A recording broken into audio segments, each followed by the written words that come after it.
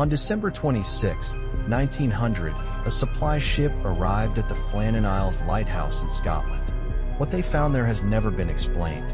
The 3 lighthouse keepers had vanished without a trace. The keeper of the relief ship, Joseph Moore, was the first to go ashore. He found the lighthouse door closed but unlocked. Inside, everything was eerily normal. Beds were made, dishes were washed, the clock had stopped, but there were no signs of the 3 men. James Duckett, Thomas Marshall, and Donald MacArthur were experienced keepers. They knew the dangers of the remote island. They followed strict protocols. They would never all leave the lighthouse unattended. It was against regulations.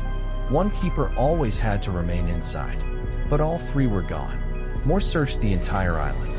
He found strange clues that made no sense. 2 of the 3 oilskin coats were missing from their hooks, but the 3rd coat was still there. This meant one keeper had gone outside into a winter storm without protection. No experienced keeper would do that. The logbook told a disturbing story. The last entry was from December 15th, 11 days before the ship arrived. Thomas Marshall had written about a severe storm. But here's the terrifying part. Weather records from nearby stations showed no storm on that day. The weather had been calm. Marshall's entry described something else.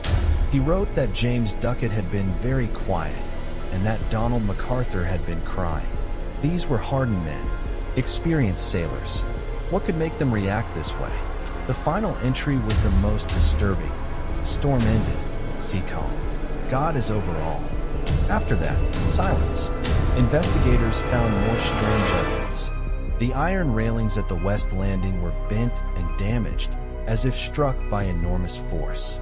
A toolbox that was normally stored 70 feet above sea level had been swept away. But there had been no storm powerful enough to do this.